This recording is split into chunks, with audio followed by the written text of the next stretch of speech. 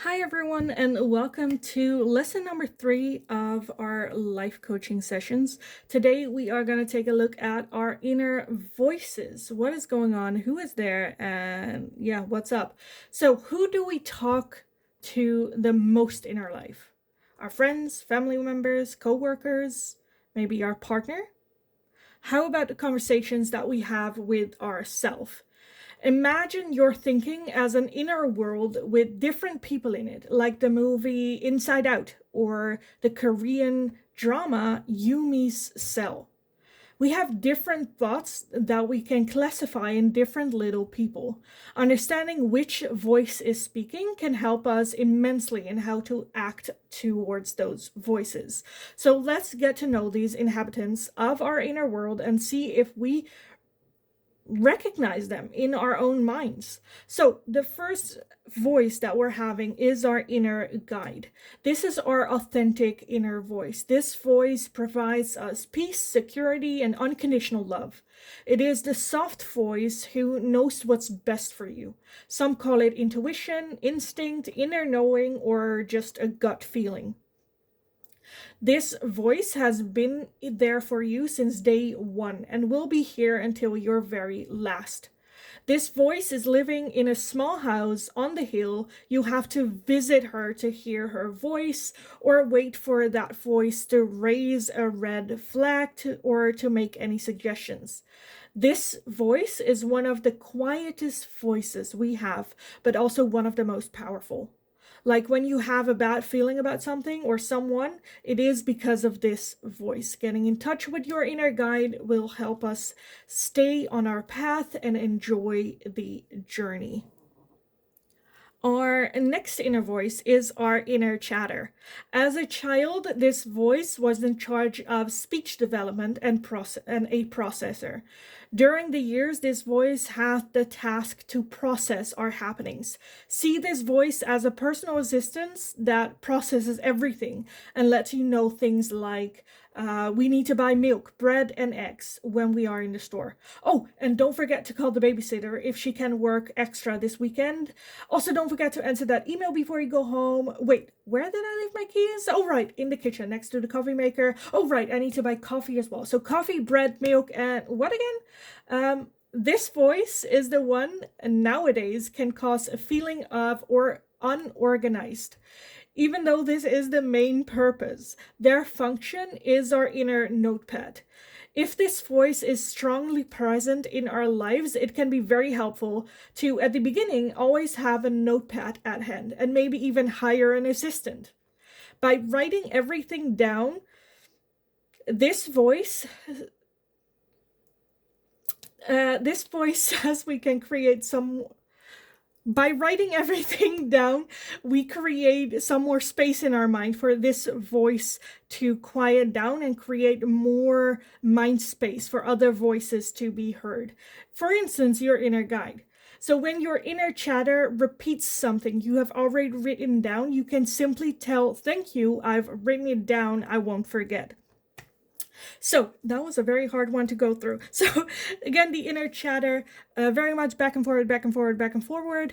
How to deal with this is write things down that they're saying. If it's important not to forget, or make a list, even if it's small, where you're like, I won't forget this, write it down anyway, just to create some more mind space as well as a feeling of peace for yourself, less stress because you have written it down so you won't forget it.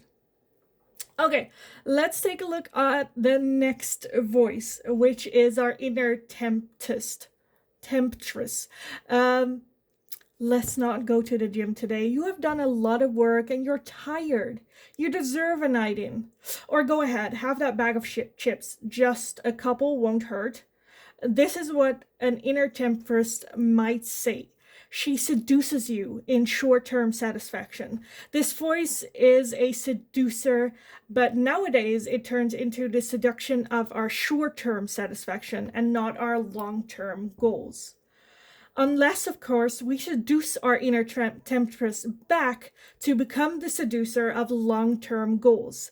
The inner temptress is here to fulfill our goals, dreams, and desires. She is here to tempt and seduce us in a way closer to happiness. Now, with this, we have two options. One, short-term satisfaction, and 2, long-term goals. If our inner temptress says something like, stay inside, it is raining, you hate running in the rain, let's just sit this one out, not going for one day isn't going to be the end of the world. When we hear these words, we can try to seduce her back with our long-term goals. You don't have to go out for a long run. Even if you go for a short round, at least you've gone out there. You know you feel better when you are done. So these are a little bit of the ways how our inner seductive energy and voice can work. Again, at the beginning, it's just more about catching her in the act and thinking to ourselves, is she now trying to seduce us for our long-term goals, or is this a short-term goal? And just because she is seducing you for a short-term satisfaction does not necessarily mean that that's a wrong thing. Sometimes, okay, let's give ourselves this moment. The next voice that we're having is our inner coach. Believe it or not, but we all have our own inner coach. And this voice is the voice that motivates us, pushes us, and coaches you to expand, try new things, and support your efforts. They celebrate every success and challenges you to try again when you fail the first time. This voice treats you like you would a small child who is trying to learn to walk. Come on, you got this. Let's get up. Let's try once more. You got it. You got better. You will fall a lot, but this voice will motivate you to try again, learn from mistakes, and celebrate success. This voice, however, develops usually in our teens into our inner critic. Instead of motivating to get up, it starts to critique us in hopes to motivate us forward. So let's take a look at our inner critic. This voice usually walks around after all the other voices. After chatter, did you forget to buy eggs? Critic, how stupid of you. Chatter just told you to buy the eggs. How could you forget already? Or maybe around temptress. Stay inside. Let's not go to the gym today. And your critic, the moment you give in and sit down, fat cow you are. The inner critic compares us constantly with other people who seem to do everything better than us. It judges us and tells us negative feedback. It tries to tell us that we need to be the best, the hottest, the richest, and if we do not succeed, we are worthless. A failure. It nibbles on our self-esteem and leaves doubt and fears wherever they come. If this resonates for you, then chances are your inner critic is to blame for it. And it is time to change that inner critic back to our inner coach and into your best friend. Not by fighting it, but by understanding where the voice is coming from and having a conversation with it. So catch your inner critic and the rest will follow. But how do you do that exactly? Step number 1, catch your inner critic. First, we need to know when your inner critic is talking, so let's play a game of catch. Whenever you hear your inner critic talk to you in your mind, think of yourself, hey, there you are, I got you. And write down a quick note of when it talked and what it said in what situation. You can also take back the list you made in previous lesson and see what or if you see your inner critic in some of these examples. So a couple examples of what an inner critic would say is one event becomes a measure for always. So they would use words like always or never, everyone or no one. Next up is comparing yourself with others. Mind reading, thinking you know what someone else is thinking. Focus on negativity instead of anything positive. A everything or nothing mentality. If I don't win, I lose. Assuming everything has something to do with you. Walking into a room where people are laughing and assuming they are laughing about you. An emotional roller coaster. You are how you feel. You feel weak, so you are weak. Or words like weak, stupid, idiot. Blaming yourself for things that you have no control or responsibility for. Someone falls and you don't offer a helping hand, and then your inner critic criticizing you for that. Calling yourself names, fat, ugly, weak, lazy, all of those. And lastly, using words like you have to or it has to that leave no other option to either win or fail. The next step, when we have catch our inner critic, the next step is finding the intention. Again, remember, our inner critic used to be our inner coach, and it still has the same role in trying to motivate us into certain action. So from the things you have written down, try to find the good intention behind those words. What might be the intention from what the inner critic says to you? What would they like you to have done differently? And try to find more powerful and encouraging word it could use instead. Now, step number 3 is give the microphone to your inner coach. When your inner critic says something, dispute it with your inner coach. Have a debate, as if you will, with your inner critic and coach. Also know that self-forgiveness and mildness towards yourself shuts up your inner critic. If you are loving and kind towards yourself, where your inner critic is being mean, it has nothing more to say and has no power. So that's a perfect way to shut them up. So let me give you an example of this. So let's say your inner critic is telling you they will laugh at you. You can dispute that. Again, when you catch that, they will laugh at you. Find the intention, and the intention is to not make you feel embarrassed or not have, other people laugh. Other people have negative impact on you. The inner critic would like you to keep you safe. And they just the way that they do it might not be the best. So give the microphone to the coach. So your inner coach could argue that when your critic says they will laugh at you, your coach could say things like, they never have before, so why would they do now? You prepared yourself as best as you could. You know what you are talking about. There's no proof that shows that they will or have in the past. And even if they do, that is not a measure of my failure, just one of their misunderstanding of what I am saying. So this is, again, a very tiring step and will ask a lot from you, and it will drain you. Be mild and loving towards yourself. When exercising this step, it can feel like all you do is be in your head and argue with yourself every day over the smallest things. So with this exercise, pick your battles. Sometimes even just noticing bad behavior is enough to stop it. Like when your mother looked at you as a child with a very stern look, and you instinctively knew that was not right behavior and you should stop. Next up, talk to yourself like you would to your best friend. If you find yourself thinking things that make you feel bad about yourself, sad or angry, or things you would never tell someone else, stop doing that right now. You are hurting my friend, and I would really like it if you would stop. This might seem like a silly step, but nevertheless powerful. Would it be acceptable if you talk to someone else the way that you do to yourself? No? Then why are you telling that to yourself? When it happens, go like, excuse me? Yeah, you are hurting my friend by talking like that. I would appreciate it if you would stop. Again, it might seem silly doing this, but sometimes the most silly actions are the most powerful. The last one is practicing compassion. Your inner critic hates compassion. When your inner conversation is mild, loving, and with compassion, your inner critic will have nothing back to say or to say back.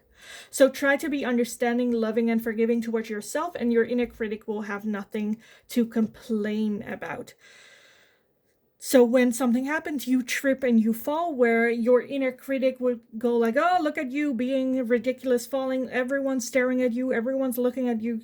Try to cut off that voice by already starting like, oops, I fell. Oh, hope, am I all right? Am I feeling good? Yes, okay, that was weird. That was a bit goofy. Well, that's fine. Let's move forward.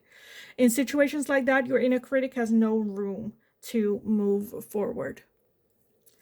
Next up, say hello to your inner guide. Quiet down and connect with your inner guide. Meditation is always a good way to quiet down and get in contact with your inner guide. Try practicing this by sitting down each day for 10 to 15 minutes in a place where you won't get disturbed and just quiet down. Ask your inner guide a question of guidance and see if you can hear that voice answering back at you. It is totally normal if you won't hear that voice the moment you try to contact it at the beginning, but you'll notice that maybe during the day or the week, you'll find yourself getting the answer to the question you asked your guide earlier. Your inner guide has their own clock and their own timing and is in close contact with the universe and works with your manifestations. If you find it hard to make your mind quiet down, every time you notice your mind wanders, just redirect your thoughts back to the exercise. Maybe even having a notepad ready to write things down your inner chatter has to say, and be forgiving when some days it does not seem to happen. Other ways how you can get in closer contact with your inner guide if meditation is just not your thing is write in a diary all your thoughts and feelings without a filter. Or with creativity, painting, drawing, puzzles, exercises, singing. Do something that gets you in a flow and in the right here, right now, in this moment.